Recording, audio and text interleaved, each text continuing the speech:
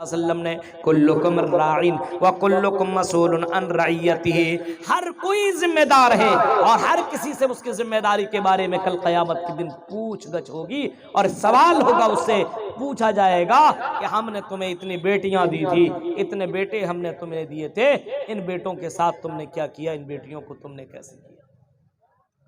آج ہمارے یہاں اتنے جلسے ہونے کے باوجود کوئی تبدیلی ہے؟ بتائیے، ایک ایک دو دو تین تین بجے تک جلسے چل رہے ہیں۔ یہ تو بہت سے اچھے لوگ ہیں، مبارکباد کے لائق ہیں، جو مجلس میں بیٹھ کر کے تقریریں سنتے ہیں، اور کچھ لوگ کسی کا پیچھا میں لگا ہوا ہے، کسی کو پانے کی کوشش میں لگا ہوا ہے۔ اس کا مقصد یہ کہ جلسہ کا مطلب ہے انجوائے۔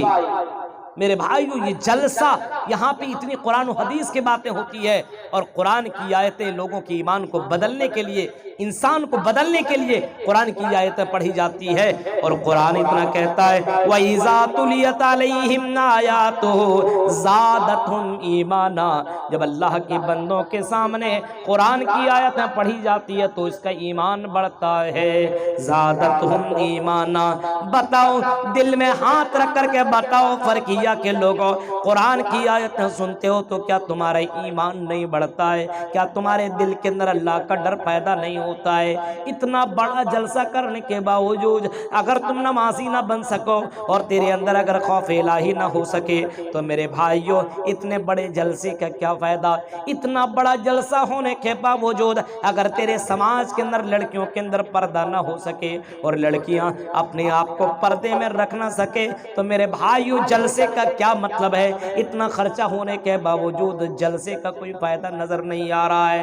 کل جیسے مسلمان تھے آج بھی ویسے مسلمان رہے، مسجدوں کے اندر کوئی پہنچنے والا نہ ہو۔ اتنا بڑا جلسہ کرنے کا کیا فائدہ؟ میرے بھائیو، تؤمنون باللہ، اللہ کے اوپر ایمان لاؤ، اللہ کا ڈر اپنے دل میں پیدا کرو۔ حضرت معاویہ کی زندگی دیکھو، اور نماز چھوڑنے والوں، نماز کی حفاظت نہ کرنے والوں، نماز چھوڑنے والوں سنو، نماز کی حفاظت نہ کرنے والوں سنو، تمہیں معلوم ہونا چاہیے یہ نماز اللہ تعالیٰ کو بہت ہی زیادہ پسند ہے، اور قیامت کے دن پہلا سوال نماز کے بارے میں ہوگا۔ اول ما یحاسب بہ العبد یوم القیامہ، قیامت کے دن سب سے پہلا سوال نماز کے بارے میں ہوگا۔ فإن صلحت صلح سائر الجسد، اگر یہ نماز صحیح ہو گئی تو سارے معاملات صحیح ہوں گے۔ وإن فسدت فسدت سائر عملی، اگر نماز کے اندر گڑبڑی پائی گئی تو تمہارے اعمال کے اندر گڑبڑیاں ہوں گی، آنے والے تمام راستے تیرے بند ہو جائیں گے۔ اس وجہ سے نبی اکرم آخری وقت میں اسی نماز کے بارے میں آپ نے فرمایا تو لوگوں، الصلاۃ وما ملکت ایمانکم، اے لوگوں، نماز کا خیال کرنا یہ کسی اور نے نہیں کہا، وہ نبی جناب محمد رسول اللہ نماز کی اہمیت کو جانا کرتے تھے، اور آپ آخری وقت میں لوگوں کو نصیحت کر رہے ہیں، لوگوں کو وصیت کر رہے ہیں، سمجھا رہے ہیں۔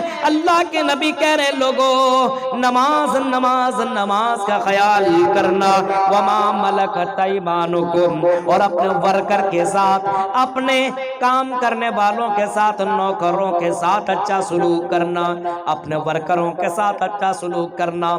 آج نماز کے اندر گڑبڑی ہے، آج ہمارے یہاں اپنے ورکروں کے ساتھ، اپنے کام کرنے والوں کے ساتھ انیائی ہو رہا ہے، ناانصافی ہو رہی ہے، ظلم ہو رہا ہے، اپنے یہاں کام کرنے والوں کے ساتھ ظلم زیادتی ہو رہی ہے۔ لوگ اگر کسی چیز پر براجمان نے، اگر کسی مسجد اور کسی مدرسے کے مالک ہے تو اپنے ورکروں کے ساتھ ظلم کر رہے ہیں، اپنے یہاں ان کے ساتھ ظلم ہو رہا ہے۔ میرے بھائیوں، ذرا بتاؤ سماج کے اندر کیسے تبدیلی آ سکتی ہے؟ ایک جلسے سے کیسے تمہارے اندر سدھار پیدا ہو سکتا ہے؟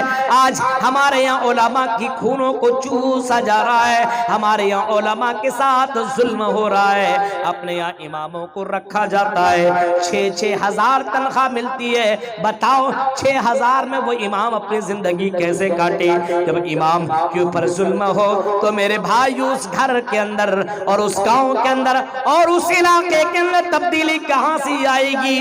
6,000 اپنے امام کو تم دے رہے ہو، علماء کو دے رہے ہو، یہ علماء ورثۃ الانبیاء، یہ تو نبیوں کے وارث ہیں، علماء کا خون چوسنے والوں اور مسجدوں کے ذمہ داروں اور مدرسوں کے ذمہ داروں، علماء کے ساتھ ناانصافی کرنے والوں، اپنے یہاں کے علماء کی ناقدری کرنے والوں، سنو کل قیامت کے دن تمہیں جانا پڑے گا اور رب کے سامنے تمہیں جواب دینا پڑے گا۔ میرے بھائیوں، یہ حق علماء ہیں اور یہ ایسے جو اللہ کے پر توکل کرتے ہوئے باقاعدہ کام کیے جا رہے ہیں، لیکن کیا تمہاری عقل کام نہیں کرتی ہے؟ تم روزانہ ہزار روپے کماتے ہو اور تیرا گھر نہیں چلتا ہے تو مولانا کو تم روزانہ 200 روپیہ دیتے ہو اور اپنے اماموں کے ساتھ ظلم زیادتی کر رہے ہو، کیا تمہیں ذرہ برابر ڈر نہیں ہے کہ کل قیامت کے دن مجھے اللہ کے یہاں جواب دینا پڑے گا؟ آج ہمارے یہاں جب 6,000 روپے میں اپنے مولویوں کو رکھو گے تو تمہارے یہاں اصلاح کیسے ہوگا؟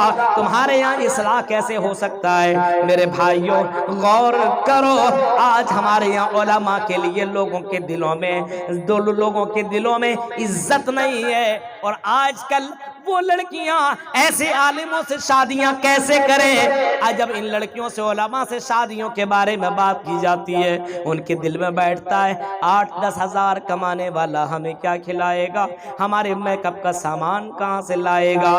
اس وجہ سے ہم ایسے لوگوں سے شادی نہیں کریں گے، ہمیں تو ایسے لوگ چاہیے جو پیسے والے ہوں۔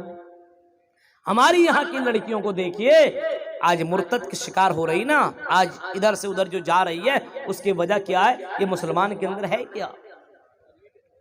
غور کرو میرے بھائیوں، آج ہماری مسلمان بہنیں غیروں کے ساتھ بھاگ رہی ہے۔ اب بولیے گا مولوی صاحب ہم کہہ رہے بھاگے گی کیوں نہیں؟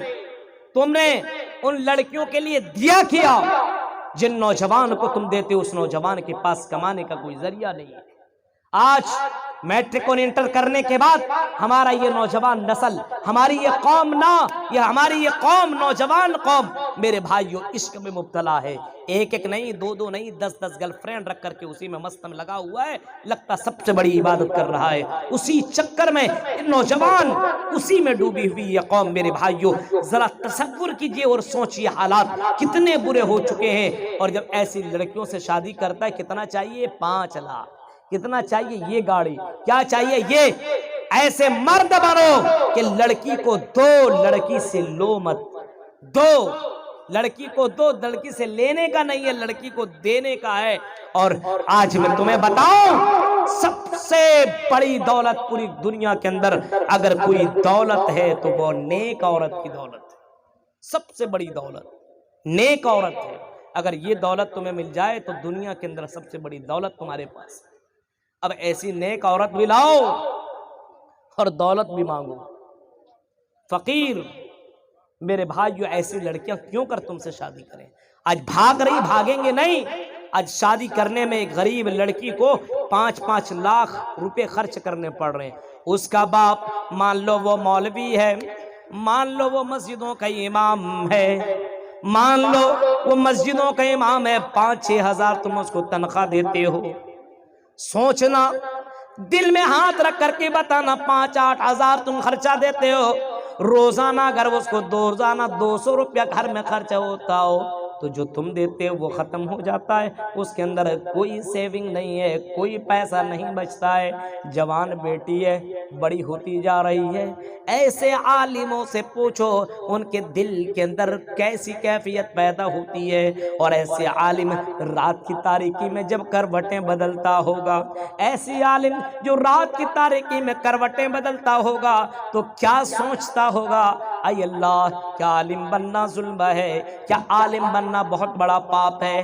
عالم بنا تیری دین کی خدمت کر رہا ہوں، 6-7 ہزار روپے مل رہا ہے، اب میں اپنی بیٹی کی شادی کیسے کروں؟ اب وہ چندے میں نکلا، بھیک مانگنے کے لیے نکلا، کبھی اس کے پاس گیا تو کبھی اس کے پاس گیا، کبھی یہاں گیا تو کبھی وہاں گیا، کبھی امیر کے پاس گیا تو کبھی اس امیر کے پاس گیا، اور امیروں نے کبھی یہاں سے بھگایا کبھی وہاں سے بھگایا۔